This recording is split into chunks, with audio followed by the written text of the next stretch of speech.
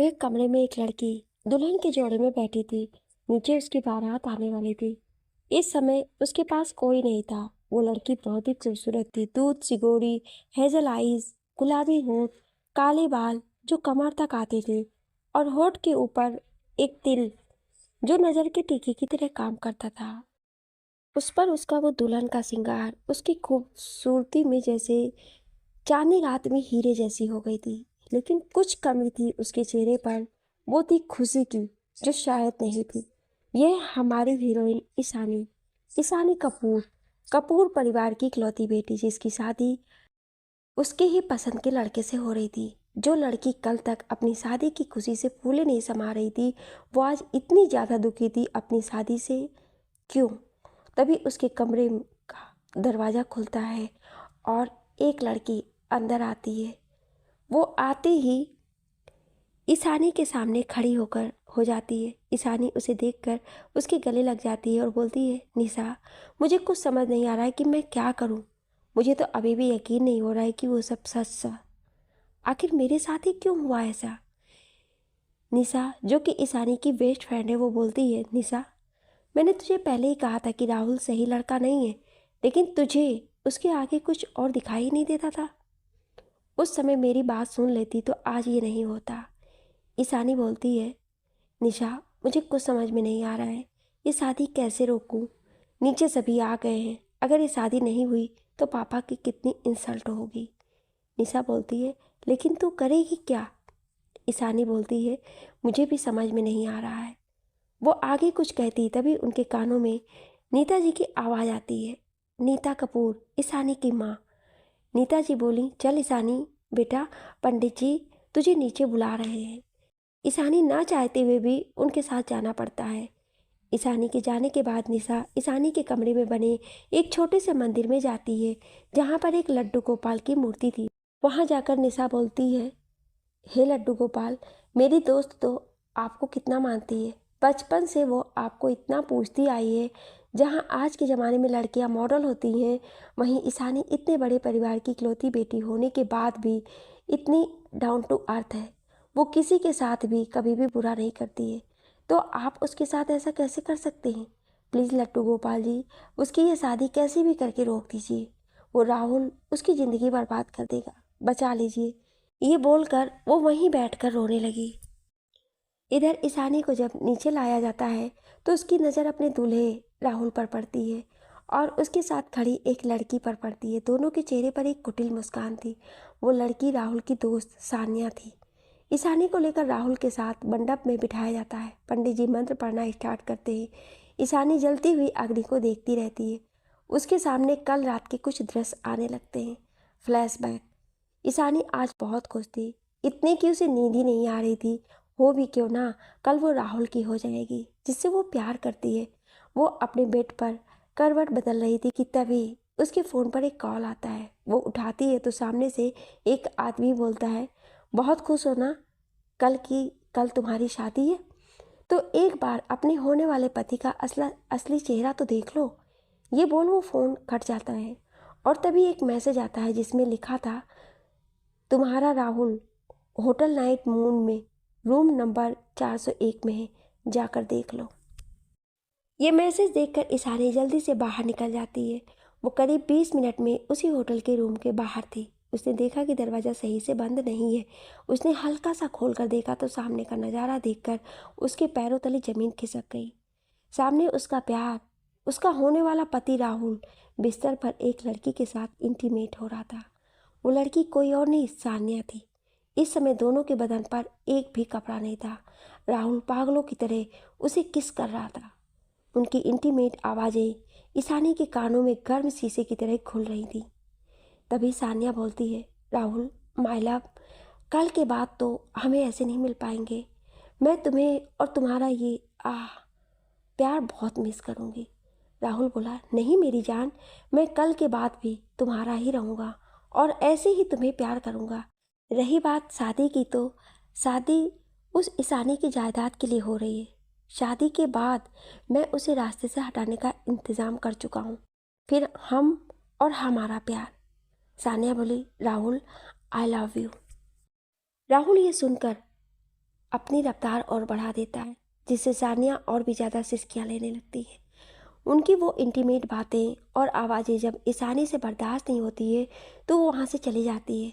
वो रास्ते में रोते हुए अपने घर चली जाती है। अपने कमरे में पहुंचकर ईशानी वहीं फर्श पर बैठकर रोने लगती है और वहीं सो जाती है। तभी एक बंदूक चलने की आवाज़ आती है तो ईशानी अपने ख्यालों से बाहर आती है। जब वो सामने देखती है तो बहुत से बॉडीगार्ड जिन्होंने एक जैसी यूनिफॉर्म पहने थे वो आगे आते हैं। उन्हें देखकर वहाँ के सभी लोगों की जान हलक में अटक जाती है, क्योंकि वो जिसके आदमी थे उनको ना जानने वाले शायद ही कोई होगा। वो सभी अंदर जाकर सभी को घेर लेते हैं। सभी लोग उनकी गन पॉइंट पर होते हैं। दो गार्ड आकर राहुल को पकड़ लेते हैं। सुजीत कपूर, ईशानी के पापा, बोले, ये क्या कर रहे हैं आप लोग? हमारी आपसे कोई दुश्मनी नहीं है। यहाँ तो मेरी बेटी की शादी हो रही है। आप लोग किसी गलत जगह पर आ गए हैं। राहुल बोला, हाँ, मेरा तो आप लोगों से कोई लेना देना नहीं है। मैं तो आपके बॉस से मिला भी नहीं हूँ कभी। प्लीज़ मुझे छोड़ दीजिए। तभी एक गार्ड बोलता है, तेरी इतनी हैसियत भी नहीं कि तू हमारे बॉस से मिल भी सके, समझा? और जान की खैर चाहता तो चुपचाप यहीं खड़ा रहे, नहीं तो यहीं तेरी समाधि बना देंगे। राहुल उन लोगों को ध्यान जब भटका देखता है तो उस बॉडीगार्ड के बेल्ट में लगी गन को निकाल लेता है। वो किसी पर चला पाता तब तक एक गन शूट की आवाज़ आती है और साथ में ही राहुल के चीखने की। राहुल के उस हाथ में गोली लगी थी जिससे उसने गन ली थी। सबका ध्यान दरवाजे की तरफ जाता है जहाँ पर एक रोबीला शख्सियत खड़ा था। उसे देखकर राहुल के साथ साथ सभी की आंखों में डर समा जाता है, लेकिन ईशानी की आंखें उसे देखकर शॉक के मारे खुली की खुली रह जाती हैं। सुजीत कपूर, मिस्टर अथर्व रायचंद? जी हाँ, ये है हमारे hero Atharva Raichand. 6 feet 6 inch की हाइट, ब्लू आइज, हैंडसम चेहरा जिस पर इस समय कोई भी इमोशंस नहीं था।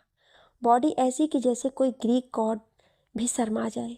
लड़कियों की दिल की धड़कन, इनकी मौजूदगी ही किसी की डर से जान लेने के लिए ही काफ़ी है।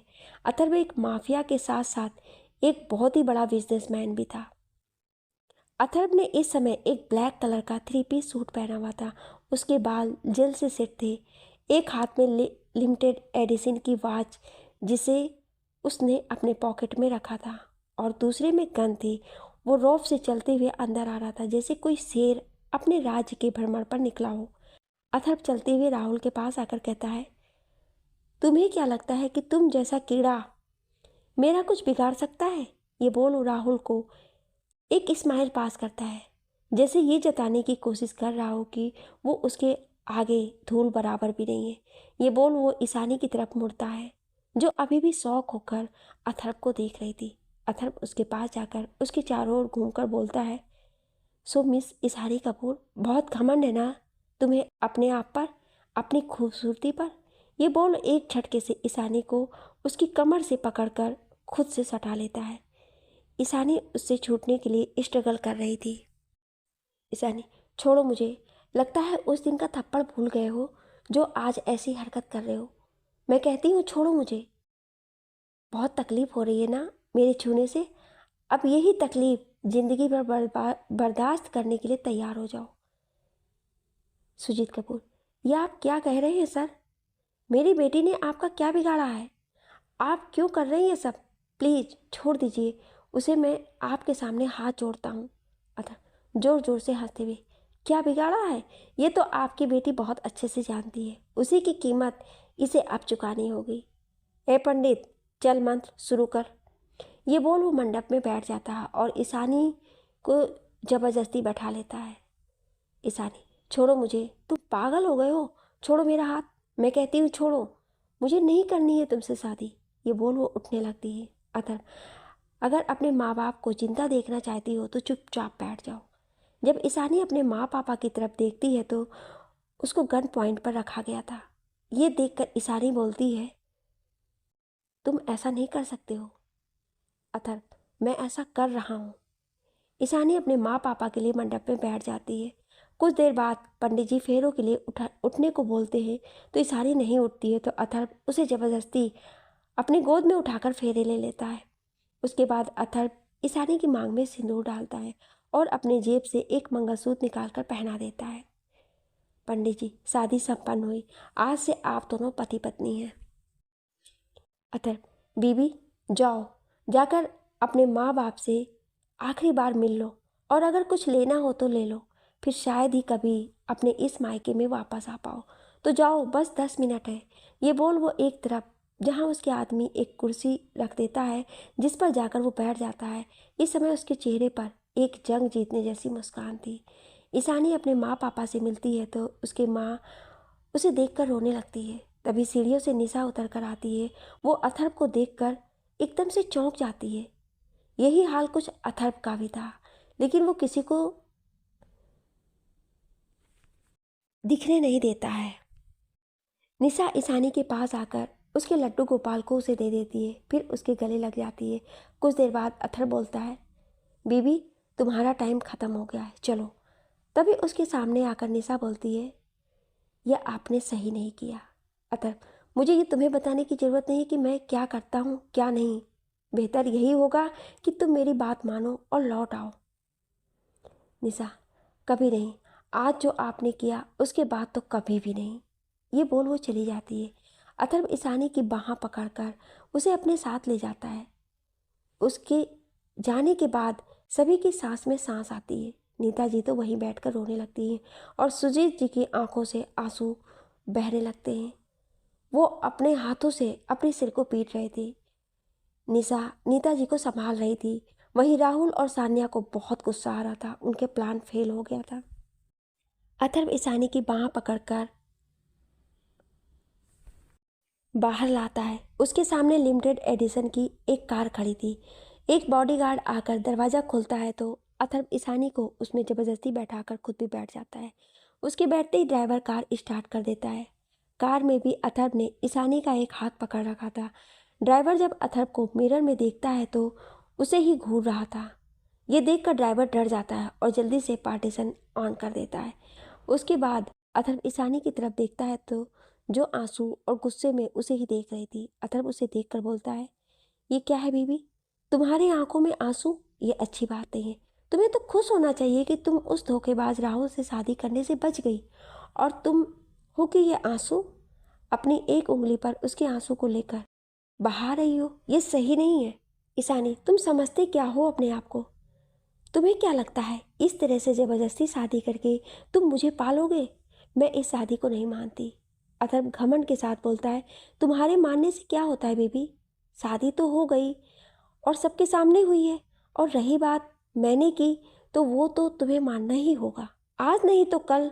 और जहाँ तक बात है तुम्हें पाने की, वो जब चाहूँ तब पा सकता हूँ, चाहो तो ट्रेलर दे सकता हूँ। ईशानी, क्या मतलब है तुम्हारा? अभी ईशानी ने ये बोला ही था कि अथर्व ने उसे खींचकर अपने लैप पर बिठा लिया और उसे फोर्सफुली किस करने लगा। ईशानी बहुत कोशिश कर रही थी खुद को छुड़ाने की, लेकिन उसकी सारी कोशिशें नाकामयाब हो रही थी। लगभग आधे घंटे के बाद अथर्व ईशानी को छोड़ता है। ईशानी छूटते ही जोर जोर से सांस ले रही थी। उसके होंठ सूज गए थे और किनारे से खून भी निकल रहा था। ईशानी के जोर जोर से सांस लेने की वजह से उसका सीना बार बार ऊपर नीचे हो रहा था, जो कि अथर्व के चेस्ट से टकरा रहा था। उसका ध्यान जब ईशानी के साइन पर जाता है तो वो देखता है जब उस जबरदस्ती किस करने से ईशानी का दुपट्टा उसके कंधे से गिर जाता है। उसकी नज़र उसके क्लीवेज पर ही अटक जाती है। जब ईशानी का ध्यान जाता है तो वो देखती है कि अथर्व कितने बेशर्म तरीके से उसे देख रहा है। ये देखते ही खुद को अथर्व की पकड़ से छुड़ाकर सीट पर बैठ जाती है और अपना दुपट्टा ठीक करने लगती है। ईशानी गुस्से से, तुम जाहिल इंसान, तुम्हारी हिम्मत कैसी हुई मुझे किस करने की? अथर्व बेशर्मी से, अरे तुम्हें तो खुश होना चाहिए कि तुम्हारी पहली किस इतनी ज़्यादा रोमांटिक थी, और वो भी तुम्हारे पति के साथ। ईशानी, तुम बेशर्म इंसान, मैं तुम्हें छोड़ूंगी नहीं। एक मिनट रुक कर, तुम्हें कैसे पता चला कि ये मेरी पहली किस थी? अथर्व, मुझे तुम्हारे बारे में सब पता है बेबी। एक बॉयफ्रेंड होने के बाद भी वो तुम्हें आज तक एक बेबी किस भी नहीं कर पाया है, और तुम चाहती भी यही थी कि तुम्हारी पहली किस शादी के बाद तुम्हारे पति की हो, तो इसमें गुस्सा होने वाली क्या बात है? वैसे मैं तुम्हारे उस बॉयफ्रेंड का नाम था, क्या नाम था उसका, हाँ राहुल, उसकी तरह तुम्हें चीट नहीं करूँगा। ईशानी को समझ ही नहीं आ रहा था कि अथर्व को उसके बारे में इतना सब कैसे पता है। तभी कार रुकती है और ड्राइवर बोलता है, सर हम पहुंच गए हैं। अथर्व पहले खुद उतरता है और ईशानी को उतरने को बोलता है। ईशानी मना कर देती है तो अथर्व उसे अपने गोद में उठा लेता है। ईशानी उसकी गोद से उतरने के लिए कसमसाने लगती है तो अथर्व बोलता है, अगर तुम चाहती हो कि मैं तुम्हें यहाँ सबके सामने किस ना करूँ तो चुपचाप रहो, समझी। ईशानी फिर हिलना डुलना बंद कर देती है। ये देखकर अथर्व के फेस पर एक छोटी सी स्माइल आ जाती है जिसे वो तुरंत छुपा भी लेता है। ईशानी की नज़र जब सामने जाती है तो वो देखती है एक बहुत ही शानदार हवेली। उसे हवेली ना कहकर पैलेस कहना चाहिए, जो कि एक रॉयल थीम में था। अथर्व जब अंदर जाता है तो उसके सामने लगभग 20 से 22 सर्वेंट खड़े थे। अथर्व एक सर्वेंट जो कि लगभग 40 की होगी उसे बुलाता है और बोलता है, मारिया आंटी। ईशानी, अथर्व, रायचंद, ये आप सबकी मालकिन है। इन्हें इज्जत के साथ कमरे में ले जाएं और इनका पूरा ध्यान आपको रखना है। ये बोल वो बाकी के सर्वेंट को देखकर बोलता है, आज के बाद एक भी मेल सर्वेंट यहाँ नज़र नहीं आने चाहिए। ये बोल वो बाहर चला जाता है। मारिया ईशानी को एक रूम में ले जाती है जो कि ग्रे कलर में था। उसका पूरा इंटीरियर बहुत ही एक्सपेंसिव था। ईशानी वहाँ जाकर बोलती है, आप जा सकती हैं, मुझे अकेले रहना है। मारिया बिना कुछ बोले चली जाती है। ईशानी वहीं फर्श पर बैठ जाती है और अपने हाथ में ली हुई लड्डू गोपाल की मूर्ति से बोलती है, कान्हा ये सब क्या हो गया है, मुझे कुछ समझ नहीं आ रहा है। ये बोल वो वहीं बैठी बैठी रोने लगती है। इधर अथर्व अपनी विला से निकलकर अपने कार में बैठ जाता है। वो अपने ड्राइवर से बोलता है, अड्डे पर चलो। कुछ देर बाद उसकी कार एक खंडहर के सामने रुकती है। दिखने में वो जगह खंडहर थी, लेकिन अंदर से वो जगह किसी 5 स्टार होटल से कम नहीं थी। तभी उसके कानों में एक आवाज़ आती है। वो मुड़कर देखता है तो एक जहरीली स्माइल उसके होठों पर आ जाती है। अथर्व के पीछे अखिल खड़ा था। ये अथर्व का दोस्त था जो बचपन से ही उसके साथ था, लेकिन पिछले 4 साल से ये बाहर था देश से और आज ही आया था। अखिल, क्या बात है, तूने शादी कर ली और बताया भी नहीं, और इस समय भाभी के साथ रहने की जगह यहाँ क्या कर रहा है। अथर्व उसके गले लगकर बोलता है, अथर्व तू कब आया और मैं यहाँ क्या कर रहा हूँ, ये तुझे अभी पता चल जाएगा। ये बोल वो अखिल को लेकर एक कमरे में जाता है। वो देखता है तो एक आदमी चेयर से बंधा हुआ है। उसकी उम्र कोई 30 साल के आसपास होगी। अखिल देखता है कि उस आदमी के शरीर पर बहुत ही चोटों के निशान थे, जैसे उसे बहुत टॉर्चर किया गया हो। अखिल, ये कौन है। अथर्व, यही वो वजह है जिससे मैं ईशानी से मिला और आज वो मेरी ज़िंदगी में है। अखिल, तो तुझे इसका शुक्रिया अदा करना चाहिए और तू है कि इसे। अथर्व, अब क्या करें, इसने गलती ही ऐसी कर दी है कि क्या कहूँ। अखिल, लेकिन किया क्या है। अथर्व कुछ कहता तभी उसका फ़ोन बजता है तो देखता है कि मारिया उसे फ़ोन कर रही है। अथर्व, हाँ मारिया, क्या हुआ। मारिया, सर आप कहाँ हैं, यहाँ एक प्रॉब्लम हो गई है, मैडम दरवाज़ा नहीं खोल रही हैं, उन्होंने कुछ भी नहीं खाया है। अथर्व, ये लड़की भी ना, आप एक काम कीजिए, सभी के साथ अपने क्वार्टर में चले जाइए, मैं आ रहा हूँ, मेंशन में कोई भी नहीं होना चाहिए। अखिल, क्या हुआ भाई। अथर्व, कुछ नहीं, मैं वापस जा रहा हूँ। अखिल, मैं भी। वो कुछ बोलता तभी अथर्व बोलता है, अथर्व तुझे नहीं लगता कि तुझे किसी और से भी मिल लेना चाहिए, वरना मुझे नहीं कहना कुछ। अखिल, यार अब पहले उसे मनाना पड़ेगा, मैं बाद में मिलता हूँ। ये बोल वो भी चला जाता है। अथर्व जब अपने मेंशन जाता है तो वहाँ कोई नहीं होता है। वो अपने फ़ोन से अपने पूरे मेंशन को रिमोट कर सकता था। उसने अपने फ़ोन में अपने पूरे मेंशन का रिमोट किया हुआ था। उसका मेंशन रोबोटिक टेक्नोलॉजी से बना हुआ था। अथर्व जब अपने रूम के पास जाता है तो वो अपने रूम का दरवाज़ा खोलता है। अंदर जाकर देखता है तो उसे ईशानी नहीं दिखाई देती है। तभी उसकी नज़र बालकनी में जाती है। वो देखता है कि ईशानी ने अभी भी अपनी शादी के लहंगे ही पहना है, बस उसने अपनी चुन्नी जो सर पर थी उसके कंधे पर ले ली थी। ईशानी की गोरी पीठ और गोरी कमर अथर्व को साफ साफ दिख रही थी। वो जाकर ईशानी को पीछे से अपने बाहों में जकड़ लेता है। ऐसे ही किसी के पकड़ने से ईशानी सिहर जाती है, लेकिन तभी उसके कानों में अथर्व की आवाज़ आती है, अथर्व क्या बात है बेबी, तुमने अभी तक चेंज नहीं किया, क्या तुम मेरा वेट कर रही थी कि मैं आऊँ तुम्हारी हेल्प करूँ। ईशानी खुद को अथर्व से छुड़ाने लगती है। ईशानी, छोड़ो मुझे, तुम्हारी हिम्मत कैसी हुई मुझे छूने की। उसने इतना ही कहा था कि तभी वो झुक जाती है, क्योंकि अथर्व ने उसके ब्लाउज की डोरी खोल दी थी और उसका दुपट्टा भी दूर फेंक दिया था। ईशानी खुद को छुड़ाकर भागने की कोशिश करती है, लेकिन अथर्व उसे पकड़ लेता है और उसके ब्लाउज को निकाल कर फेंक देता है। इस समय ईशानी की अपर बॉडी पूरी तरह से न्यूड थी। ईशानी ने अपने हाथों से खुद को कवर करने की पूरी कोशिश की थी, लेकिन अथर्व ने उसके हाथों को पकड़कर उसके पीठ से लगा दिया और उसके कॉलर बोन पर अपने होंठ रख दिए। वो धीरे धीरे ईशानी के साइन को सक करके किस करने लगा। वो काट भी रहा था। ईशानी की आंखों से आंसू निकल रहे थे। वो अपने हाथों को छुड़ाने की कोशिश कर रही थी, जिससे उसकी चूड़ियां टूट रही थी। अथर्व ईशानी में खोया हुआ था कि उसे अपने हाथों पर कुछ गर्म फील होता है। वो उसे किस करना छोड़कर उसके हाथों को देखने लगता है, तो वो देखता है कि ईशानी के हाथों में चूड़ियों को टूटने की वजह से कट लग गए हैं, जिनसे खून निकल रहा था। ईशानी बेहोश हो चुकी थी। एक तो पिछली रात राहुल के धोखे को जानकर वो बहुत रोई थी और पूरा दिन भी उसने कुछ नहीं खाया था। आज अब इतना सब कुछ वो कैसे सह नहीं पाई और कमजोरी से वो बेहोश हो गई। अथर्व ने ईशानी को अपनी बाहों में उठाया और बिस्तर पर लिटा देता है। उसने जल्दी से एक ब्लैंकेट ईशानी को ढक दिया, क्योंकि वो जानता था कि वो अब और ईशानी को ऐसे देखेगा तो खुद को कंट्रोल नहीं कर पाएगा। इसलिए उसने पहले अपनी टी शर्ट ईशानी को पहना दी, फिर एक वेट टॉवल से ईशानी के हाथों को साफ करके उसकी सभी चूड़ियों को निकाल कर रख दिया, फिर उसके हाथों पर ड्रेसिंग कर दी। अथर्व ने ईशानी को देखा, जो अब बेहोश थी। उसने कॉल करके मारिया आंटी से सूप मंगाया, ईशानी को लिप टू लिप सूप पिला दिया, मेडिसिन भी, और उसे अपनी बाहों में भरकर सो गया। दूसरी ओर अखिल एक घर में भागे जा रहा था। उसके पीछे एक लड़की थी जो उसे मारे जा रही थी, जो भी उसके हाथों में आता है। लड़की, तुम अपने आप को समझते क्या हो? हैं? बिना बताए चले गए और आज आकर बोलते हो कि तुम मुझसे प्यार करते हो। तुम्हारी तो मैं। अखिल फुर्ती दिखाते हुए उस लड़की को पकड़ लेता है और अपने कंधे पर उठाकर एक रूम में जाकर उस लड़की को बेड पर गिराकर उसके ऊपर आ जाता है। अखिल, निशा प्लीज, इतना गुस्सा होना अच्छी बात नहीं है। अखिल, निशा प्लीज, इतना गुस्सा होना अच्छी बात नहीं है यार। मैं इतने टाइम बाद आया हूँ और तुम मुझे प्यार करने की जगह ऐसे लड़ रही हो। ये बोलो उसके होठों पर अपने होठ रखकर किस करने लगता है। पहले निशा उसका विरोध करती है, फिर वो भी इन्वॉल्व हो जाती है। कुछ ही देर में उनके कपड़े पूरे रूम में पड़े होते हैं और अखिल और निशा सिर्फ एक चादर में बिस्तर पर एक दूसरे में खोए हुए थे। पूरे रूम में उनकी सिसकियां गूंज रही थी।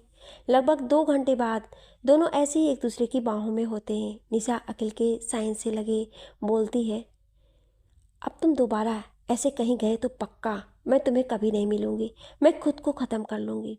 इतना सुनते ही अखिल को गुस्सा आ जाता है और निशा को फिर अपने नीचे एक झटके से कर देता है और बोलता है, अखिल, मैंने अभी कुछ देर पहले ही कहा था कि यह आखिरी बार है।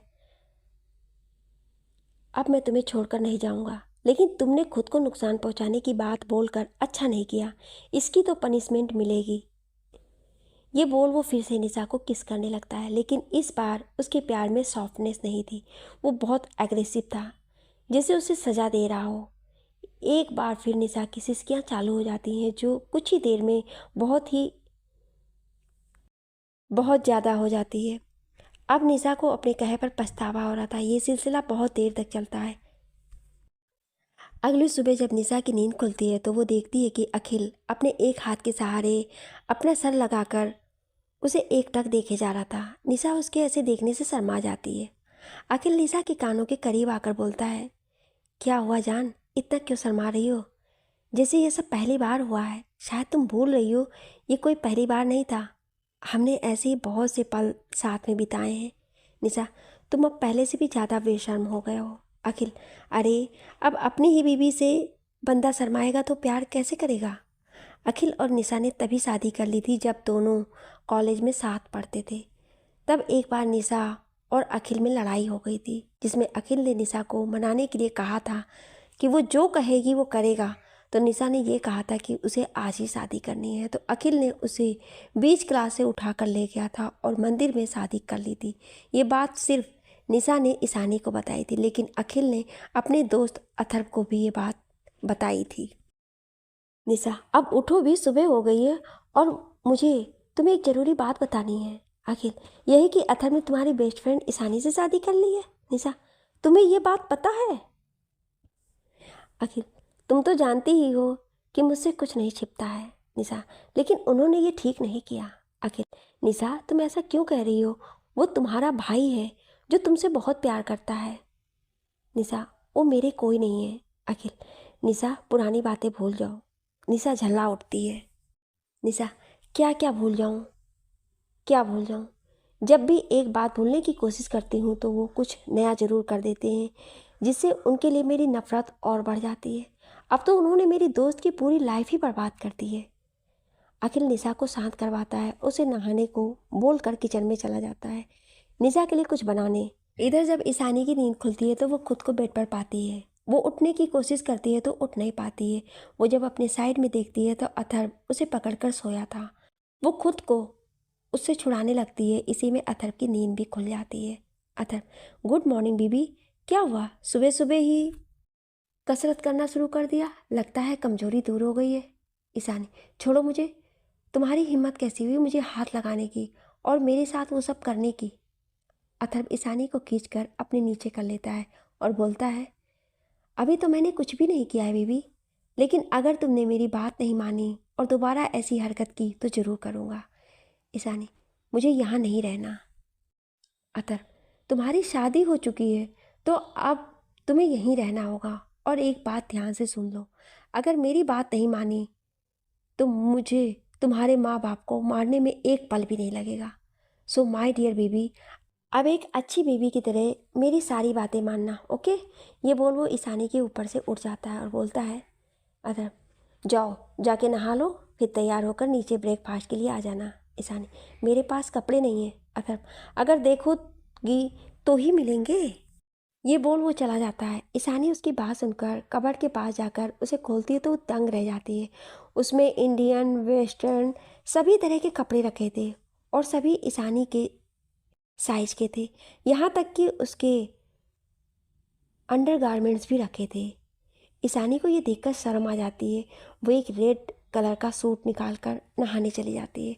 कुछ देर बाद ईशानी जब कमरे से बाहर नीचे डाइनिंग हॉल में आती है तो सबकी नज़र उसी पर ही थम जाती है। ईशानी उस रेड सूट में बहुत ही खूबसूरत लग रही थी। उस पर उसके हाथों में भरा हुआ वो चूड़ा, मांग में सिंदूर और गले में मंगलसूत्र, वो धीरे धीरे नीचे उतरती है।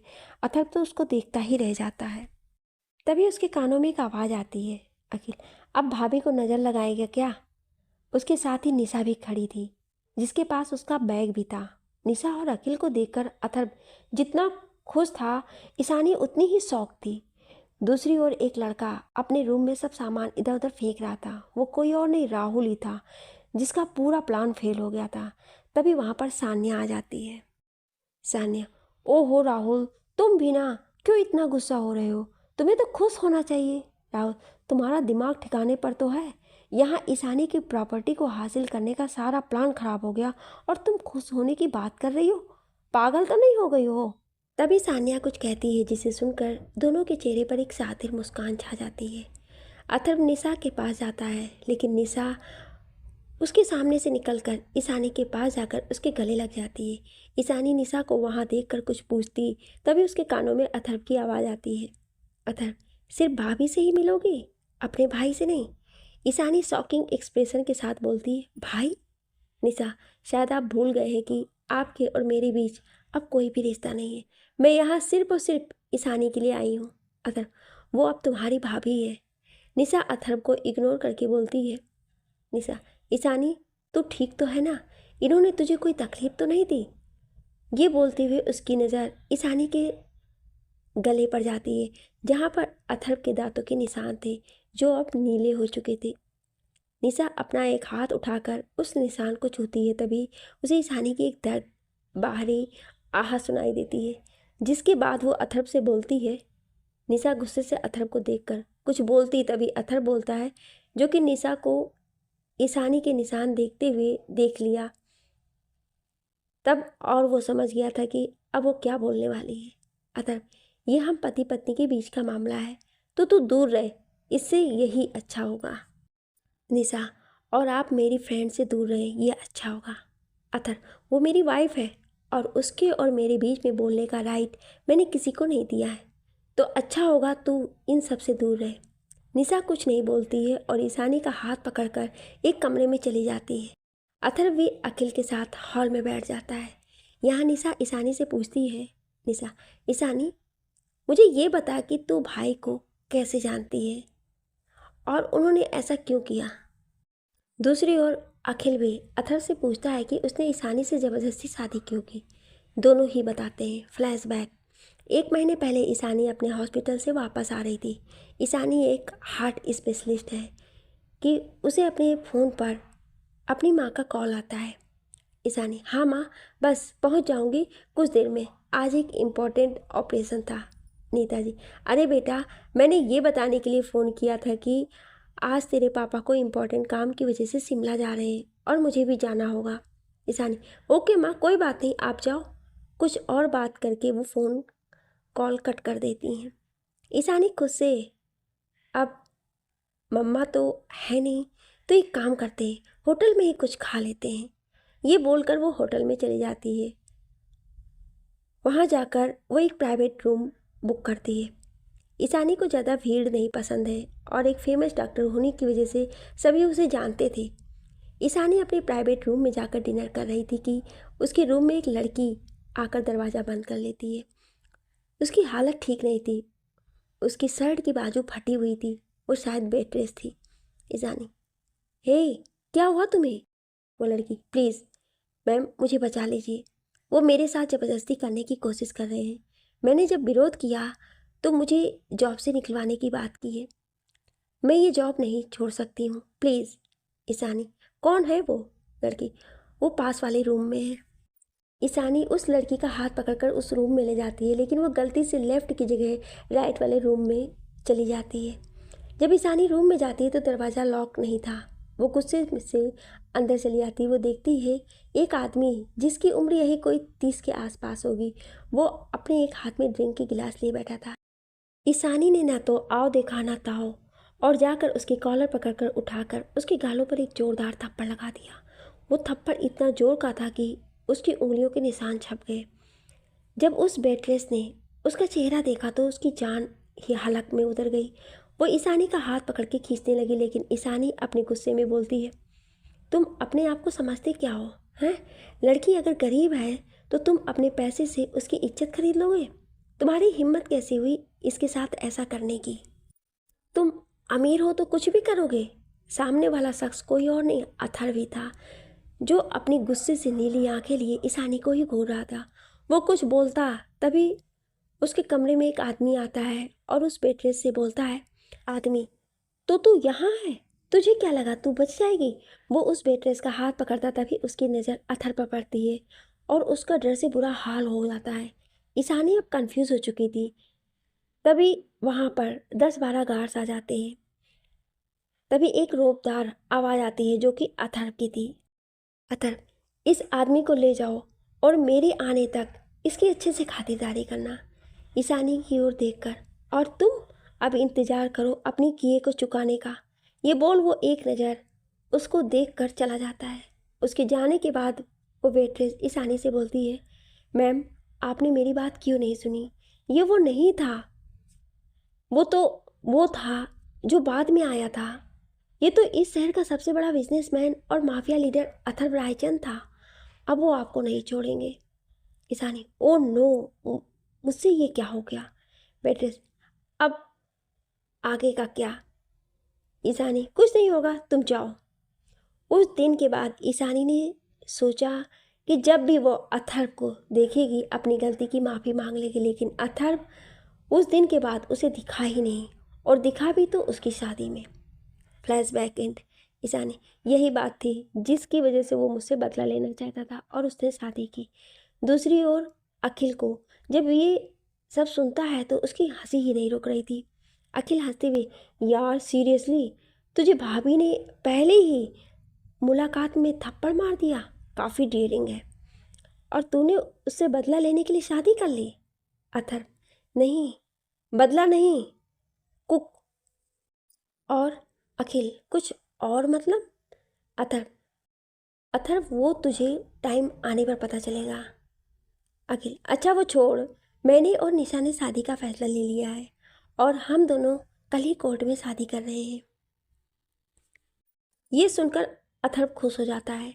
आखिर वो भी जानता था कि निशा और अखिल बचपन से एक दूसरे से प्यार करते थे। इधर निशा भी ईशान को बताती है कि ईशानी भी खुश हो जाती है क्योंकि पिछले 4 साल से उसने निशा को अखिल का इंतज़ार करते देखा था। तभी एक सर्वेंट आती है और उसके पास कुछ सामान होता है जिसे देखकर ईशानी खुश हो जाती है। उस सर्वेंट के हाथों में ईशानी का हॉस्पिटल का बैग और उसके सभी सामान जो उसे एज अ डॉक्टर अपने पास रखती है वो था, और साथ ही उसका फ़ोन भी था। ईशानी कुछ बोलती तभी एक सर्वेंट और आती है। उसके हाथों में एक महंगा गाउन था और दूसरे हाथों में साड़ी थी जो कि बहुत ही खूबसूरत थी। ईशानी, ये ड्रेस और साड़ी किसके लिए है? तभी पीछे से अतर की आवाज़ आती है, तुम्हारे लिए। ईशानी, मुझे नहीं चाहिए। अतर, तुमसे पूछ कौन रहा है? फिर वो बोलता है, तुम 2 दिन बाद से अपने हॉस्पिटल ज्वाइन कर सकती हो और ये ड्रेस आज शाम के लिए है क्योंकि आज शाम को एक पार्टी है जो हमारी शादी की खुशी में है। मैं चाहता हूँ कि तुम ये ड्रेस पहनो। सर्वेंट से, तुम ये साड़ी ले जाओ। ईशानी, नहीं, ये साड़ी मुझे दो। अथर, क्यों? ईशानी, क्योंकि मैं यही साड़ी पहनूंगी। ये बोल वो साड़ी ले लेती है और अपने रूम में चली जाती है। निशा भी उसी के पीछे जाती है। यहाँ अथर्व एक डेविल स्माइल कर रहा था। शाम का वक्त, पार्टी हॉल। आज की पार्टी में शहर के बड़े से बड़े बिजनेसमैन, नेता, मीडिया और कई सारे सेलिब्रिटी भी आए थे। आखिर अथर्व रायचंद का सिक्का जो पूरी जगह चलता है, सभी देखना चाहते थे कि आखिर वो कौन है जिसने अथर्व रायचंद को पा लिया है। वहीं निशा भी आती है। सभी अखिल और निशा को ही देख रहे थे क्योंकि दोनों लग ही इतने अच्छे रहे थे। कुछ लड़कों की नज़र तो निशा से हट ही नहीं रही थी, लेकिन वो अफसोस के सिवा और कुछ नहीं कर सकते थे। तभी एक और स्पॉटलाइट पड़ती है जहाँ अथर्व और ईशानी खड़े थे। वो दोनों को देखकर सभी मीडिया पर्सन उनकी फ़ोटो क्लिक करने लगते हैं। जहाँ अथर्व ने एक हैंडमेड सूट पहन रखा था जिसकी शर्ट रेड थी और सूट ब्लैक था। वहीं ईशानी ने रेड साड़ी पहन रखी थी जिसमें वो भला की खूबसूरत लग रही थी। उसके बाल खुले थे। उनके आते ही सभी उन्हें बधाई देना स्टार्ट कर देते हैं। आज ईशानी और अथर्व ऐसे लग रहे थे जैसे दोनों एक साथ कितने खुश थे। ईशानी भी सभी से खुशी से मिल रही थी। अब खुश क्यों थी ये बात तो बाद में पता चलेगी। कुछ मीडिया पर्सन ने अथर्व और ईशानी से उनकी शादी के बारे में कुछ सवाल किए। फिर पार्टी शुरू हुई। तभी एक और तरफ से अखिल ने माइक लेकर कहा, वेलकम लेडीज़ एंड जेंटलमैन, आप सभी को मैं जिगरी दोस्त की शादी की खुशी में शामिल होने के लिए बहुत बहुत शुक्रिया। अब मैं अपने दोस्त से एक रिक्वेस्ट करूंगा कि वो अपनी लवली स्वीट ब्यूटीफुल वाइफ के लिए अपने अल्फाज गुनगुनाएं। उनके ऐसा करते ही सभी हुटिंग करने लगे। अथर्व तो अखिल को बस घूरे जा रहा था। अथर्व धीरे से, यह सब क्या है? अखिल, क्या है? मैं तो ये बताना चाहता हूँ कि तुझ कुछ गाए भाभी के लिए, और मुझे भी तेरी आवाज़ सुने बहुत साल हो गए हैं। अथर्व, लगता है तेरी जीने की इच्छा ख़त्म हो गई है। अखिल, इज्जत से बात कर। अब मैं तेरा सिर्फ दोस्त और असिस्टेंट नहीं बल्कि जीजा भी बनने वाला हूँ, तो थोड़ी इज्जत दे। अथर्व एक नज़र ईशानी को देखता है, फिर एक आदमी को इशारा करता है तो वो आदमी अथर्व को लेकर एक गिटार दे देता है। अथर्व उस पर ट्यून सेट करता है। ईशानी को देखकर गाना शुरू करता है। तूने ज़िंदगी में आके ज़िंदगी हो ज़िंदगी बदल दी, तूने प्यार यूं निभा के ज़िंदगी हो ज़िंदगी बदल दी, तूने ज़िंदगी में। अथर्व गा रहा था कि अखिल ईशानी के पास जाकर उसे डांस के लिए ले आता है और उसके साथ डांस करने लगता है। उसके साथ बहुत से लोग अपने पार्टनर के साथ डांस कर रहे थे। तभी अथर्व आकर ईशानी को अपनी ओर खींच लेता है, उसके साथ डांस करने लगता है। अखिल भी एक स्माइल करके निशा के साथ डांस करने लगता है। अथर्व ईशानी के साथ डांस करते हुए आगे गाता है, अब गंवारा नहीं कोई और भी हो जो मेरी तरह यूँ तुम पे मरे, छूना तो दूर है अब ना मंजूर है कोई मेरे सिवा तेरा जिक्र भी करे, तूने फासले मिटा के ज़िंदगी हो ज़िंदगी बदल दी। ईशानी अथर्व के पास से हटकर कुछ लोगों के पास चली जाती है जो कि उसके साथ के डॉक्टर थे। उनमें सभी ईशानी के लुक की तारीफ कर रहे थे, जो शायद अथर्व को पसंद नहीं आती है। तेरी तारीफ अगर आईना भी करे तोड़ दूँ मैं उसे, दिल मेरा कहे। तू है मेरा जुनून, मेरे दिल का सुकून, मैं दीवाना हूँ तेरा, कोई कुछ भी कहे। ये दीवानगी बढ़ा के जिंदगी हो, जिंदगी बदल दी तूने जिंदगी में। अथर्व के गाने के बाद ईशानी मन में बोलती है, ये राक्षस इतना अच्छा गाता है, मुझे तो यकीन ही नहीं हो रहा है। और कब ये पार्टी खत्म होगी मुझसे और ये नाटक नहीं होगा, हे भगवान। वो सोच ही रही थी कि उसके पास एक आदमी आता है जिसकी उम्र यही कोई 50 साल होगी। वो ईशानी से कहता है, मुझे नहीं पता था कि अथर्व रायचंद के पास ऐसी चीज़ है। मानना पड़ेगा, तुम हो ही ऐसी कि कोई भी तुम्हें पाना चाहेगा। ये बोल वो हवस भरी निगाह से ईशानी को देख रहा था। ईशानी उसकी बातों का कोई जवाब नहीं देती है और वहाँ से जाने लगती है। तभी वो आदमी ईशानी की तरफ हाथ बढ़ा देता है, जिससे वो ईशानी के ब्लाउज़ की डोरी को खींच देता है। ईशानी डर जाती है और वो उससे खुद को छुड़ा पाती है। तभी एक गोली की आवाज़ आती है और उस आदमी की चीखें पूरे पार्टी हॉल में गूंज जाती है। ईशानी खुद को अपनी साड़ी के पल्लू से ढक लेती है और उस ओर देखती है जहाँ से गोली चली थी। वहाँ पर अथर्व एक हाथ में बंदूक और एक हाथ अपने पॉकेट में डाले किसी राजा की तरह चला आ रहा था। इस समय उसका चेहरा एकदम डार्क था, उसकी आंखें गुस्से से खून की तरह लाल हो गई थी। निशा भागकर ईशानी के पास आती है और ईशानी को पकड़ लेती है।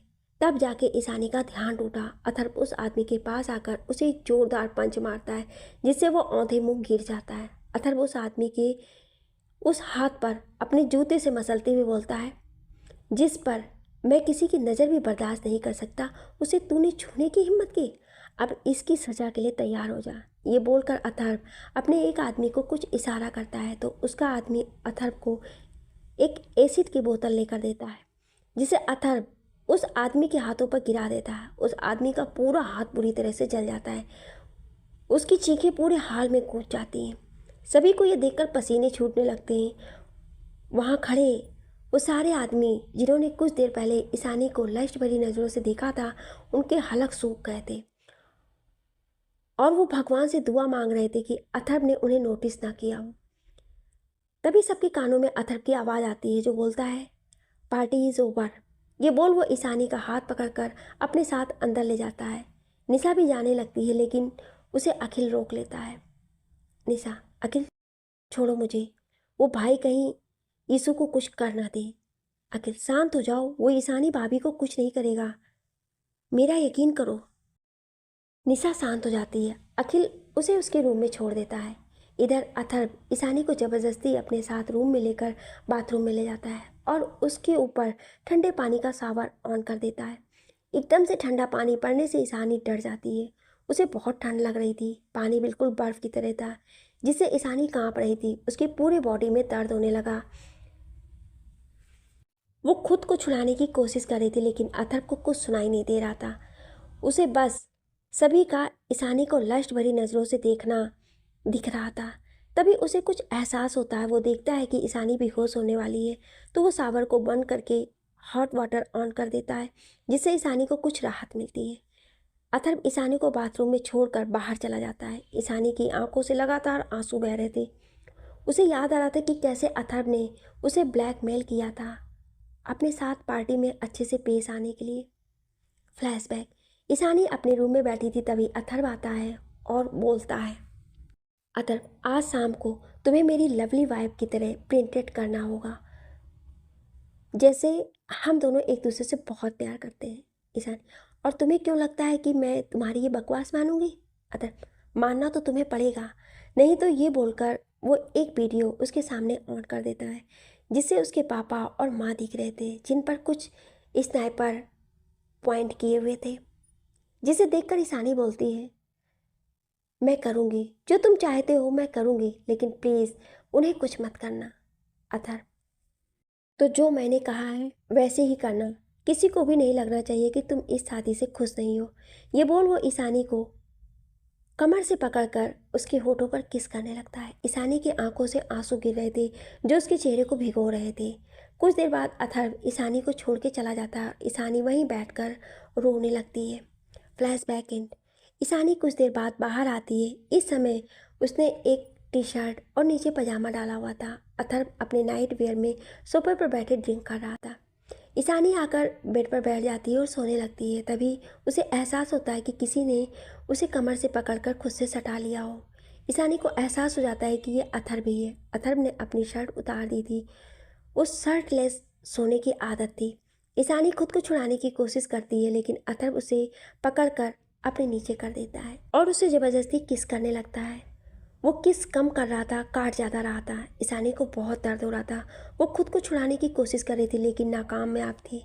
जब अथर्व को लगता है कि ईशानी सांस नहीं ले पा रही है, तब वो उसके होठों को रिलीज़ करता है और उसके गले पर अपने होठ चलाने लगता है। कुछ देर में वो ईशानी की शर्ट और ऊपर गारमेंट्स को भी उतार कर फेंक देता है और उसके साइन पर अपने होठ चलाने लगता है। ईशानी कसमसा रही थी और छूटने की कोशिश कर रही थी, लेकिन सब बेकार था। अथर्व इसके आगे न बढ़कर ईशानी को अपनी बाहों में लेकर लेट जाता है। अथर्व, अगर तुम चाहती हो कि मैं इससे आगे तुम्हारी मर्जी के बिना ना जाऊं, तो आगे से कुछ भी ऐसा नहीं करना कि मुझे गुस्सा आए और हमेशा अपने अपर बॉडी में बिना कुछ पहने ऐसे ही मेरी बाहों में सोना।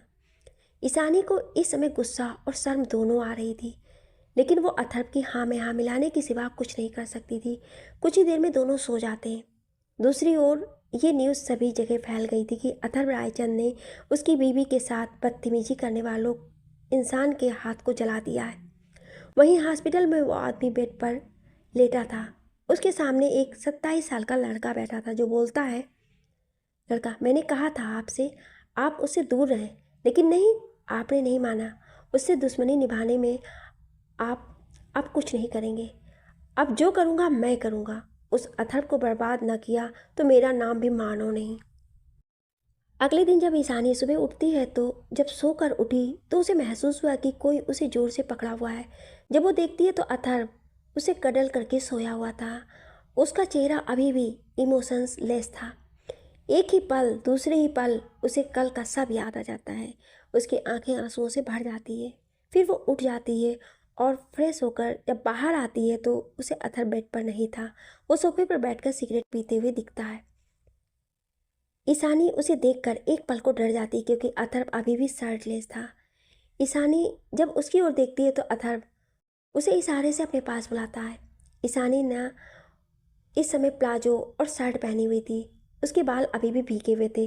वो डरते हुए उसके पास जाती है और अथर्व अपनी कोल्ड आवाज़ में बोलता है, आज के बाद तुम हॉस्पिटल ज्वाइन करने जा रही हो, लेकिन मेरी बात का ध्यान रखना, तुम्हारा किसी भी दूसरे डॉक्टर के साथ कोई रिलायो नहीं होना चाहिए, चाहे वो दोस्ती का हो या क्लिनिक का। तुम सबसे दूर रहोगी और अगर किसी के पास भी दिखी तो उसकी मौत की जिम्मेदार तुम खुद होगी। बस हाँ में सिर हिला देती है। अथर्व भी फ्रेश होने के लिए चला जाता है। ईशानी भी कुछ देर में चेंज करके नीचे चली जाती है और कुछ देर में सभी ब्रेकफास्ट करने आते हैं। अथर्व अपनी हेड चेयर पर बैठा था। उसके एक तरफ अखिल और उसके बगल में निशा बैठी थी। अखिल, भाई, ये भाभी कहाँ रह गई? तभी सभी की नज़र किचन से निकलती ईशानी पर जाती है। ईशानी को देखकर अथर्व की नज़र उस पर ही थम जाती है।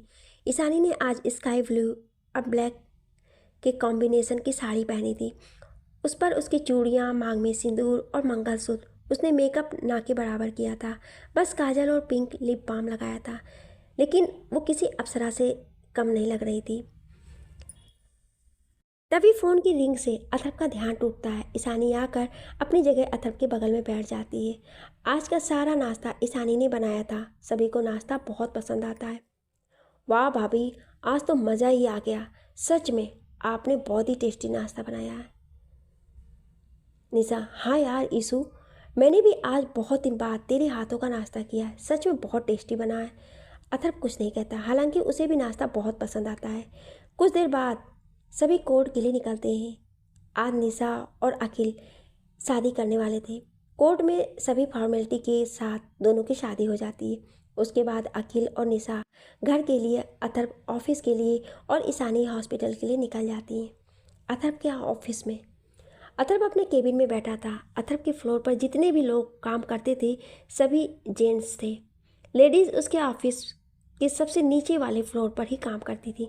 उनमें से किसी को भी इजाज़त नहीं थी कि वो अथर्व के केबिन वाले फ्लोर पर जा सके। अथर्व अपने केबिन में पहुंचकर अपने असिस्टेंट राहुल को बुलाता है। राहुल उसका सबसे वफादार था। वो उसके लीगल इलीगल सभी कामों को हैंडल करने में असिस्टेड करता था। Rahul, good afternoon sir. अथर बस से हिला देता है। तभी वो देखता है कि राहुल कुछ परेशान सा है, तो अथर पूछता है, क्या हुआ राहुल, कुछ कहना है? राहुल, सर 2 न्यूज़ है। अथर, बोलो। राहुल, सर वो आदमी भाग गया और लिटिल प्रिंसेस ने जिद कर रखी है वापस आने की। उन्होंने टीवी पर आपकी और मैडम की न्यूज़ देख ली है। अथर, उसे ढूंढो। और कैसे भाग गया वो? और जहाँ तक बात है उसकी, उसे जेट भेजकर फुल सिक्योरिटी के साथ बुला लो। राहुल, यस सर बोलकर चला जाता है। हॉस्पिटल में ईशानी अपने पेशेंट चेक कर रही थी। तभी एक नर्स भागती हुई आती है, ईशानी से कहती है, नर्स मैडम एक नया पेशेंट आया है, उसकी हालत बहुत ख़राब है। ईशानी जल्दी से जाती है और देखती है एक आदमी जो कि बहुत जख्मी है। वो बेड पर बेहोश पड़ा है, जैसे उसे बहुत बुरी तरह से टॉर्चर किया गया हो। ईशानी कुछ देर बाद जब वहाँ आती है तो पूछती है, पेशेंट का कोई रिलेटिव है क्या?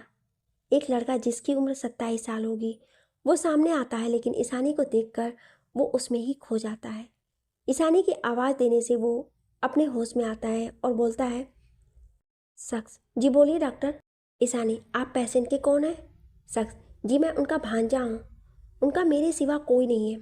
ईशानी, ठीक है, देखिए उनकी हालत बहुत ख़राब है, उन्हें बचा तो लिया गया है लेकिन अभी भी बहुत क्रिटिकल कंडीशन में है वो शख्स ईशानी के हाथों को पकड़ लेता है, उससे बोलता है, शख्स अपने नम आँखें लेकर, प्लीज़ डॉक्टर उन्हें बचा लीजिए, मेरा उनके सिवा कोई नहीं है, आप जो कहेंगी मैं वो करूँगा, प्लीज़। ईशानी, देखिए जितना मेरे हाथ में था मैंने किया है, उनको साइन कर हार्ट की जगह पर छोड़ आई है, जिससे उनका हार्ट जख्मी हो गया है, उसे रिकवर होने के चांसेस हैं, लेकिन आप भगवान पर भरोसा रखिए। ये बोल वो अपना हाथ छुड़ाकर चली जाती है। उसके जाने के बाद वो शख्स एक डेविल स्माइल करता है। तभी पिलर के पीछे से एक आदमी उसे डंड का इशारा करता है, फिर वो वहाँ से चला जाता है। यहाँ अथर्व अपने ऑफिस में काम कर रहा था, तभी उसके मोबाइल पर एक मैसेज आता है। जब वो देखता है तो किसी अननोन नंबर से कुछ फ़ोटोज़ भेजी गई थी, जिसे देखकर अथर्व गुस्से से आग बबूला हो जाता है और जल्दी से अपने ऑफिस से निकलकर खुद ही ड्राइव करके ईशानी के हॉस्पिटल पर पहुंच जाता है। यहाँ ईशानी अभी अभी 3 ऑपरेशन करके फ्री हुई थी। वो अपने केबिन में चेयर पर बैठकर आंखें बंद किए हुए रिलैक्स कर रही थी कि तभी उसके केबिन का दरवाज़ा एक जोर की धम की आवाज़ से खुलता है। सामने खड़े शख्स को देखकर ईशानी चौंक जाती है। सामने अथर्व खड़ा था, जो कि बहुत गुस्से में लग रहा था। आखिर क्या करेगा ईशानी के साथ? क्या था उस फोटोज़ में? और कौन है ये लिटिल प्रिंसेस? क्या मकसद था उस शख्स का? क्या होगा आगे जानने के लिए बने रहिए। Thank you.